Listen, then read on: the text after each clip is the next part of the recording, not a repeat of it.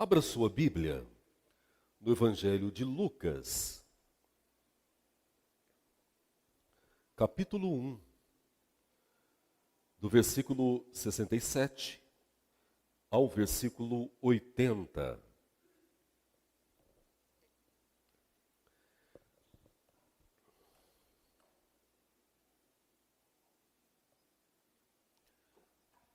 Lucas 1, do 67 ao 80. Zacarias, seu pai, cheio do Espírito Santo, profetizou dizendo: Bendito seja o Senhor, Deus de Israel, porque visitou e redimiu o seu povo, e nos suscitou plena e poderosa salvação na casa de Davi, seu servo, como havia prometido desde a antiguidade, por boca dos seus profetas, para nos libertar dos nossos inimigos e das mãos de todos os que nos odeiam, para usar de misericórdia com os nossos pais e lembrar-se da sua santa aliança e do juramento que fez a Abraão, o nosso pai, de conceder-nos que, livres das mãos dos inimigos, o adorássemos sem temor, em santidade e justiça perante ele todos os nossos dias. Tu, menino, serás chamado profeta do Altíssimo, porque precederás o Senhor preparando-lhe os caminhos, para dar ao seu povo conhecimento da salvação no remilo dos seus pecados, graças à entranhável misericórdia do nosso Deus, pela qual nos visitará o sol nascente da manhã. E também para iluminar aqueles que jazem nas trevas e na sombra da morte, e dirigir os nossos passos pelos caminhos da paz. O menino crescia e se fortalecia em espírito, e viveu nos desertos, até ao dia em que havia de se manifestar a Israel. Palavra do Senhor. Deus, o que somos sem a clareza da sua palavra? Não há, ó Pai, a mínima possibilidade de conhecermos o Senhor, a sua vontade e a nossa real natureza e dependência total de Ti, se não for por meio da Tua palavra. Tua palavra é santa, é poderosa, é inerrante, inspirada, expirada por Ti, plenamente útil para a formação do crente, da mulher, do homem que temem ao Senhor. Ela é lâmpada para os nossos pés. Tua palavra nos vivifica, revela o caminho, esclarece as nossas mentes e nos aproxima ainda mais da Tua vontade. Precisamos da Tua palavra. Precisamos ouvir a sua voz, que o teu Espírito acalme todos os corações aflitos nesse momento, que o teu Espírito possa dominar todas as emoções preocupadas nesse momento, para que somente a sua voz seja ouvida, e para que sejamos tratados pela Tua palavra. É a oração que faço, em nome de Jesus. Amém. A temática desse mês é a evangelização. Isso é fundamental para a Igreja de Cristo. Se nós já ouvimos afirmativas que o crente que não ora não tem relação com Deus, outra afirmativa tão verdadeira quanto é o crente que não evangeliza ainda não compreendeu qual o propósito da sua salvação. Qual a missão da sua vida? Perguntas como: o que eu estou fazendo aqui? Ou por que existo? Devem ser respondidas por cada um de nós, de forma clara, de forma categórica. Perguntas que a filosofia não respondeu até o dia de hoje, mas perguntas que a palavra de Deus nos responde. Nós existimos para a glória dele e para gozar nele a vida eterna. Nós temos essa resposta. Temos a resposta também que a nossa vida tem um objetivo nobre e nada se compara à nobreza da missão da igreja, que é a propagação do evangelho da salvação. O apóstolo Paulo, em uma das suas afirmativas maravilhosas e que devem ser um movimento para as nossas vidas, disse o seguinte: eu não me envergonho do evangelho, porque ele é o poder de Deus para a salvação de todos os homens. Isso é maravilhoso. Evangelização, então, é a ação de levar o evangelho, é a ação de levar Cristo, é anunciar a todos os ouvidos que há um Deus compassivo, misericordioso e que se estendeu a nós em graça e em verdade, nos dando o único Filho para que nele fôssemos salvos, Cristo Jesus.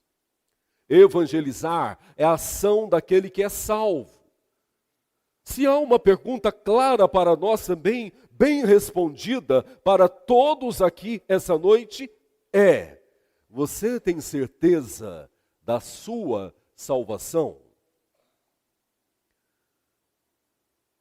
Se você foi salvo em Cristo, você tem toda a certeza. Então a resposta é sim. Mas a pergunta não para por aí. Então, se você é salvo, você tem anunciado a salvação? Porque essa é a marca do salvo. Uma das marcas do salvo. Eu fiz hoje a citação de uma frase no Sermão da Manhã, a mesma frase que está contida no nosso livreto dos grupos familiares. Mês passado, nós estudamos sobre a evangelização nos grupos familiares. Tem uma frase que alguns atribuem a Spurgeon e outros atribuem a outros autores, isso é o menos importante agora. O mais importante é a verdade dessa frase, que evangelização é um mendigo informando ao faminto onde há pão para comer. E é uma grande verdade. Isso é evangelização. É você compreender que há muitos que morrem de fome. E que você tem o pão vivo, que desceu do céu. E a sua missão é oferecer a essas pessoas. Lucas tem um relato maravilhoso, uma perspectiva mais abrangente que os demais evangelistas. Ele narra detalhes que nós não encontramos nos demais evangelhos, mas que complementam os demais evangelhos. Em Lucas, nós temos 4 cantos, conhecido como os cantos da natividade, ou os cânticos que falam sobre o nascimento de Jesus. Você tem o cântico de Maria, bendize, ó minha alma, ao Senhor. Você tem um cântico de Simeão, um homem muito velho, que esperava o cumprimento da promessa, e quando soube do nascimento de Cristo, por meio do Espírito Santo, foi ao templo, recebeu a família, pegou o bebê Jesus no colo e disse: Senhor, agora pode me despedir em paz, porque os meus olhos viram a tua salvação. você tem o cântico ou canto dos anjos, glória nas alturas, momento em que os pastores estão cuidando das ovelhas no campo, eles aparecem em toda a sua majestade, amedrontados, o brilho e a presença angelical anunciam para eles que ali tinha uma grande novidade, pois em Belém nasceu o Salvador, glória nas maiores alturas. E você tem o quarto cântico, e não é essa a ordem cronológica. O Benedictus, para a nossa tradução, o bendito, que é o canto de Zacarias. O canto de Zacarias nos traz lições preciosas de como evangelizar. O que eu vou falar? Se evangelizar é a ação em falar do evangelho, o que eu devo falar para as pessoas? Como abordá-las? O que apresentar para elas? Então Zacarias agora nos ensina quais são as nossas abordagens no momento da evangelização. Convido-vos, por gentileza, a leitura numa só voz dos versículos 68 e 69.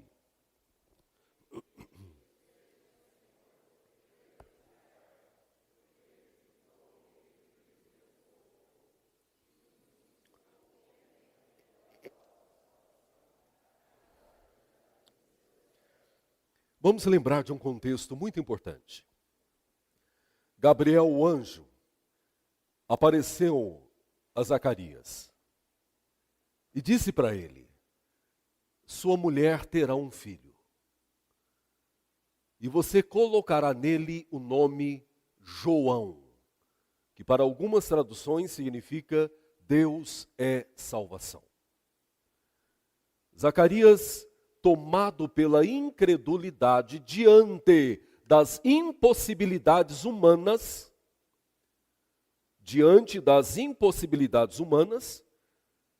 duvidou da palavra do anjo.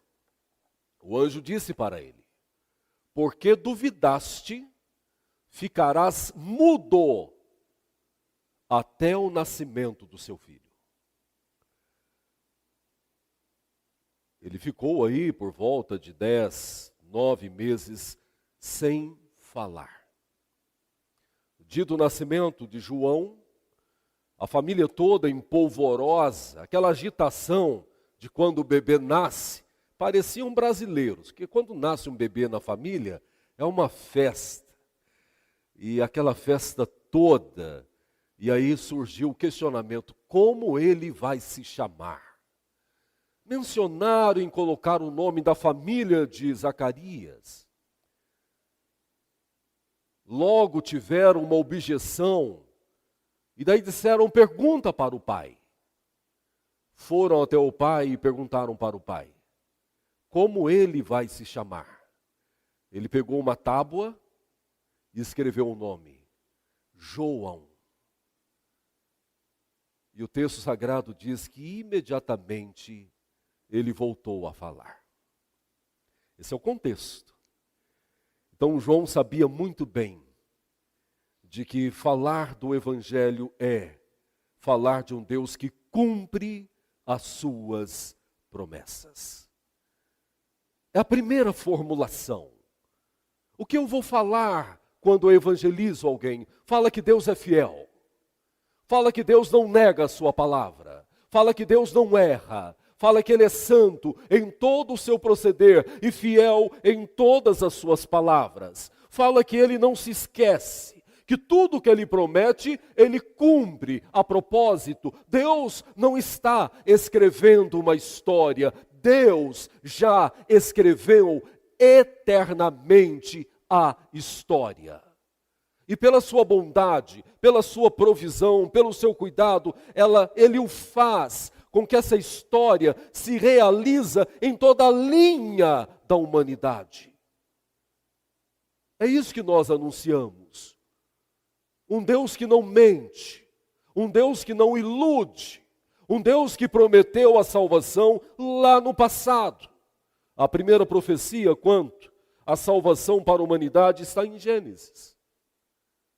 O homem pecou, transgrediu, desobedeceu a Deus, recebeu o castigo de Deus, porque o pecado gera o castigo, e Deus disse para eles: olha, da semente da serpente nascerá aquele que picará o calcanhar do seu descendente.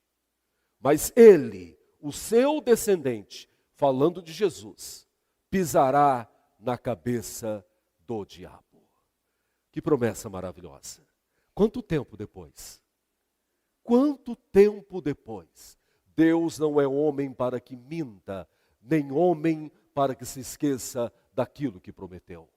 Então é isso que Zacarias faz. Versículos 68 e 69. Bendito, grandioso, poderoso é o nosso Deus, o Deus de Israel, porque Ele visitou e redimiu o seu povo e nos suscitou plena e poderosa salvação da casa de Davi, seu servo, como prometera desde a antiguidade. É isso que você vai falar. E é isso que o povo quer ouvir? Ou é isso que o povo precisa ouvir? Numa era de enganos, numa era de mentiras, numa era em que não dá para acreditar em mais nada. Você assiste um jornal, você lê um jornal, uma revista ou anúncios nas redes sociais, você não sabe mais o que é verdade.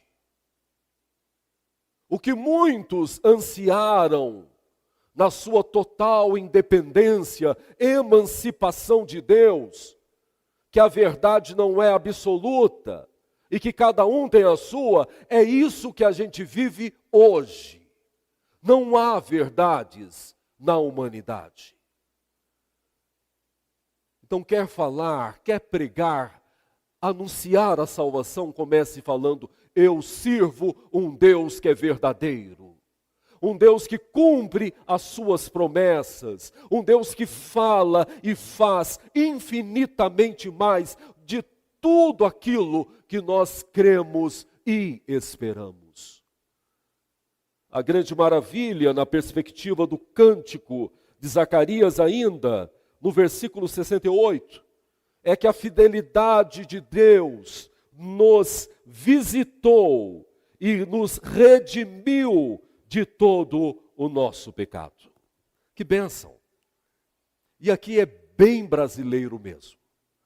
Porque se tem uma coisa que muitos de nós gostamos, não digo todos, mas muitos de nós gostamos, é receber visita. E é gostoso, né? Pelo menos para nós é muito gostoso. Não sei se é essa conjunção de uma cultura mineira que gosta, eu sou de Minas, e da Neísa, que é lá de Sorocaba, da região dos caipiras de São Paulo, né? O sotaque deles é algo maravilhoso. Não é muito diferente do meu sotaque lá de Minas, não. Acho que essa combinação fez com que nós gostássemos tanto de receber visita. E para nós é uma bênção. Agora imaginem vocês, Zacarias diz o seguinte: Deus nos visitou. Tem visitas que marcam a nossa vida. Tem visitas que você deseja que aconteça novamente. Agora imaginem vocês, saber que Ele nos visitou, que Ele habitou entre nós cheio de graça e de verdade, e víamos nele a glória do unigênito do Deus Pai. Que maravilha! Porque Deus é fiel, porque Ele havia prometido, o seu amor não falha, é aquilo que nós cantamos continuamente, o seu amor não falha. A segunda perspectiva do cântico de Zacarias, para que você conduza a sua ação evangelística, levando pão para aqueles que têm fome, está nos versículos 71 e 72. Leiam por gentileza.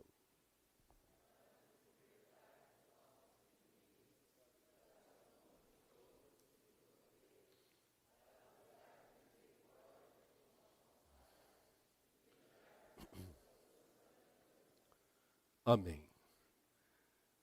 Como eu vou evangelizar? Você vai chegar para o faminto e vai dizer para ele: Cristo é a nossa libertação. Não há inimigos de quem Cristo não possa nos libertar. Mas na perspectiva de Zacarias, ele não está trabalhando apenas numa ótica política, numa ótica social, partindo do pressuposto que o Império Romano assolava os cristãos.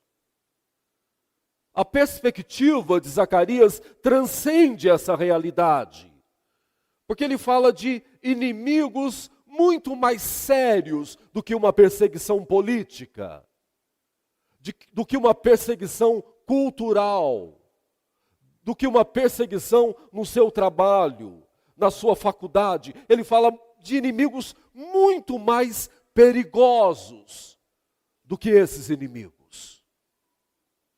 A perspectiva tem a ver com inimigo como o meu pecado, as minhas inclinações pecaminosas.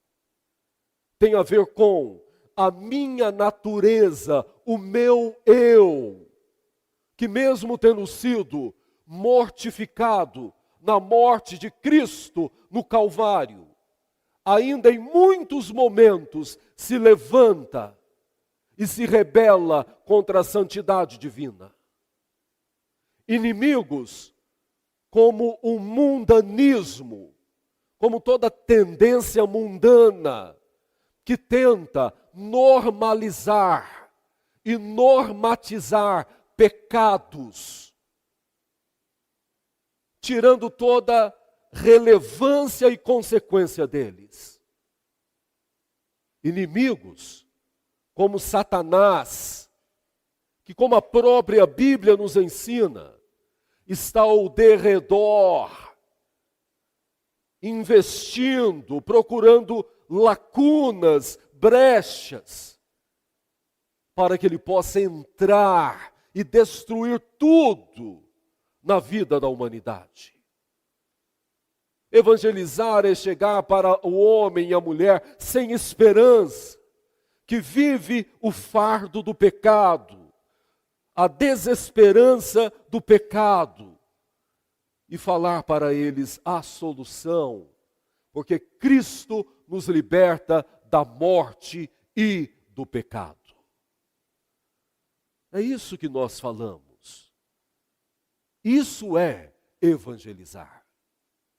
Versículo seguinte, Zacarias diz para usar de misericórdia com os nossos pais e lembrar-se da sua aliança.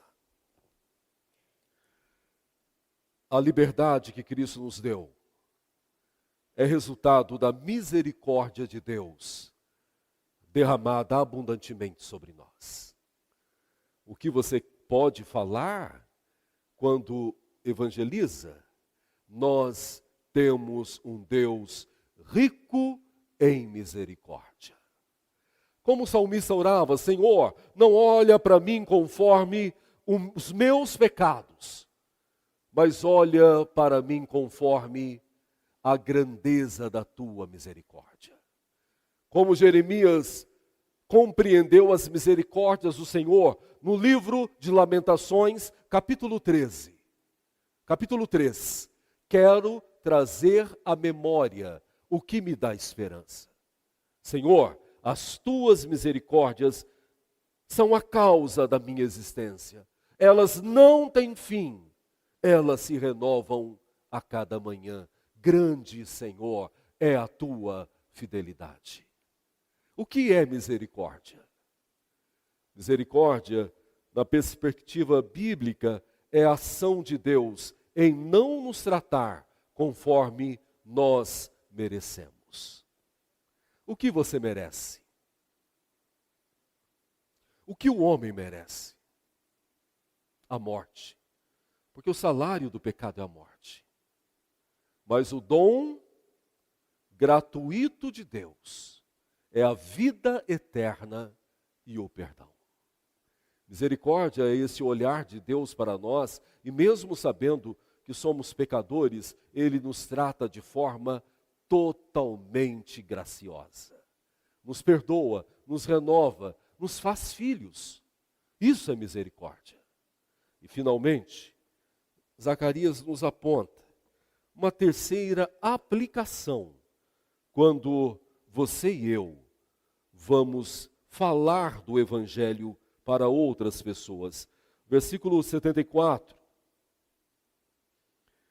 De conceder-nos que, livres das mãos dos inimigos, pecado, secularismo, mundanismo, Satanás, a minha natureza corrompida, o adorássemos sem temor, em santidade e justiça perante Ele, todos os dias da nossa vida.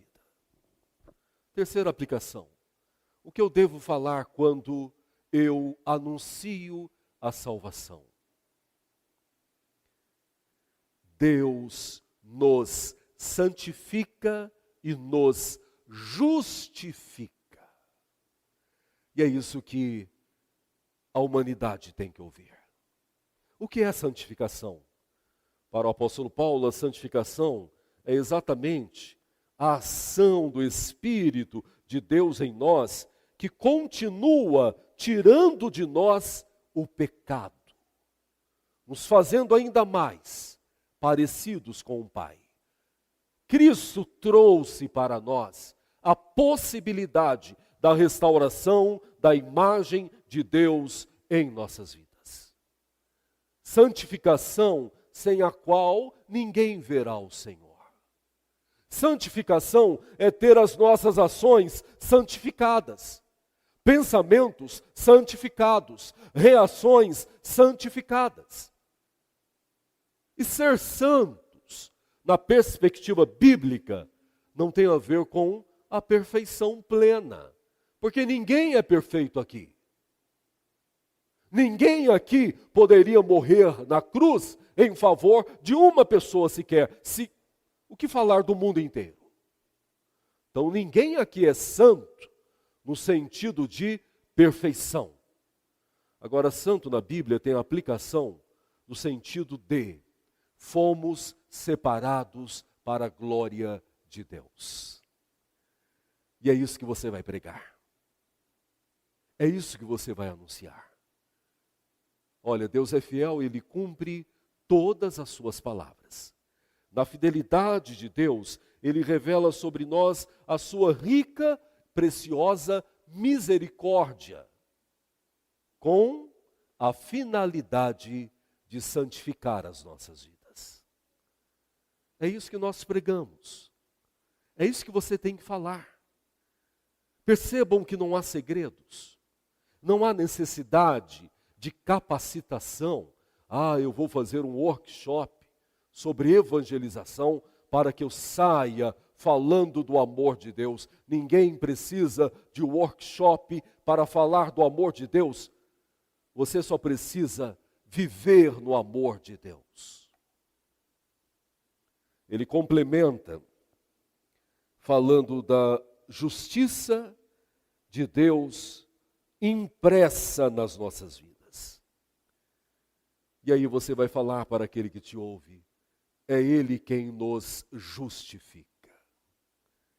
Sentido de aperfeiçoamento, sentido de tirar de sobre nós a condenação. A Bíblia, em sua poesia rica, diz o seguinte: Ele cancelou a dívida que era contra nós. Percebam, encravando-a na cruz do Calvário. Quem lembra aqui das cadernetas? Lembram disso? Dos mercadinhos. Você tinha uma conta lá e levava a caderneta e o dono do mercado marcava a sua conta. E daí no final do mês ou no pagamento, você tinha que ir e pegava a caderneta e pagava. E aí ele te entregava lá um comprovantezinho, sua dívida está paga. E vamos falar a verdade? É um alívio quando a gente paga os nossos compromissos. Olha a poesia da Bíblia.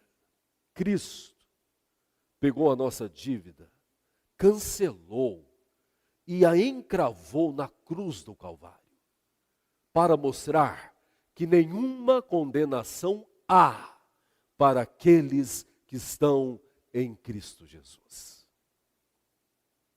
Evangelização é isso. O que eu vou falar, fala que Deus é fiel, que Deus cumpre as suas promessas, e que entre todas as suas promessas, a grande é: eu derramarei sobre vós rica e poderosa salvação. O que eu vou falar? Fala para a humanidade que a grande misericórdia de Deus nos liberta de todos os nossos inimigos, principalmente do pecado, da minha natureza corrompida, do mundanismo e do diabo. O que eu vou falar? Anuncie àqueles que têm fome que Cristo nos chama para uma vida de separação, para uma vida diferenciada, para uma vida em que nós glorifiquemos ao Pai, santos em Cristo. E é somente Ele que tira de sobre o homem a condenação eterna, ministrando sobre ele a vida eterna em Deus. Que quando você abrir os seus lábios para falar sobre o poder de Cristo, você possa compreender que aqueles que são dele ouvirão e atenderão ao chamado. Não se preocupe, porque há uma inquietação também. Ah, mas eu já preguei tanto, eu já anunciei tanto. Entenda uma questão.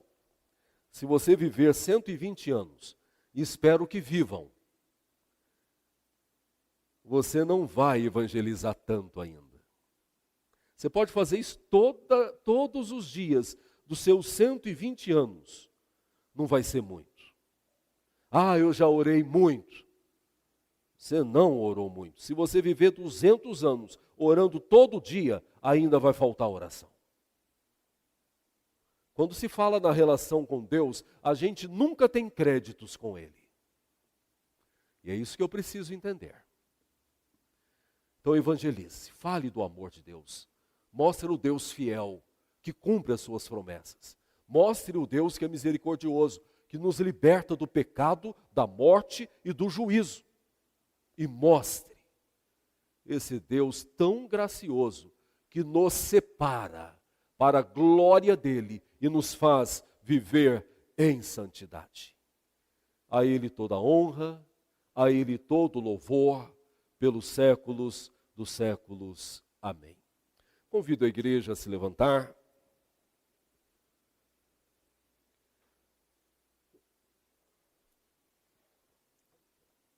Senhor bondoso, é grande o mistério da salvação. Mas na mesma medida da grandeza, nós temos a percepção clara dela por meio unicamente de Cristo, Senhor e Salvador nosso. E é exatamente essa percepção em Cristo que nos faz entender que,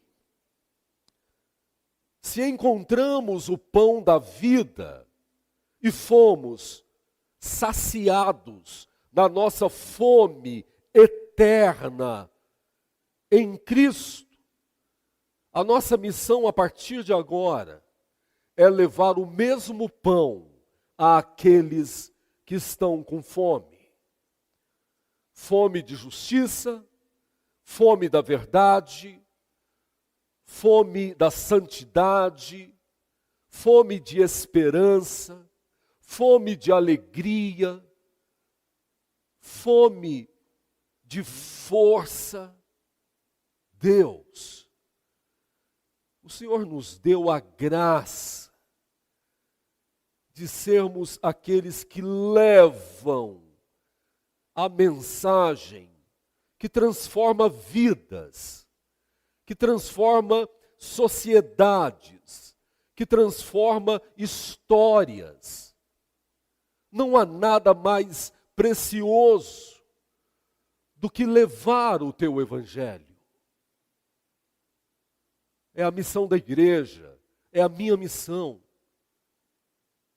E aprendemos agora, ó Pai, que falar do evangelho é revelar um Deus que é fiel, que cumpre as promessas, que prometeu que enviaria o Salvador e nos visitou o sol nascente da manhã. Levar o evangelho é anunciar a misericórdia, o grande amor de Deus que não nos trata conforme nós merecemos, mas que derrama sobre nós uma graça tão deliciosa, tão preciosa, que mesmo pecadores modifica o nosso ser, molda a nossa natureza, renova a nossa mente. Sabemos que evangelizar é também anunciar um Deus que santifica as nossas ações, que santifica os nossos pensamentos, que justifica a nossa vida de maneira que não há mais condenação. Ele morreu a nossa morte para que vivamos a sua vida, vida abundante, vida eterna. Senhor, que saiamos daqui prontos para anunciarmos essas verdades. Porque há pessoas que moram ao lado da nossa casa, há pessoas que trabalham ao lado da nossa mesa, há pessoas que dividem conosco o mesmo espaço na academia, numa piscina. Há pessoas que nos servem numa padaria, num restaurante, numa farmácia, e que precisam ouvir do amor de Deus. E nós somos os promotores da grande salvação. Que saiamos daqui hoje para uma vida de obediência ao grande mandamento: ide por todo o mundo, pregai o evangelho. Nos dê uma noite de paz, de tranquilidade em Ti. E se amanhã vivermos pela Tua misericórdia, que vivamos para o louvor e para a glória do Seu nome. Assim oramos em nome de Jesus. Amém.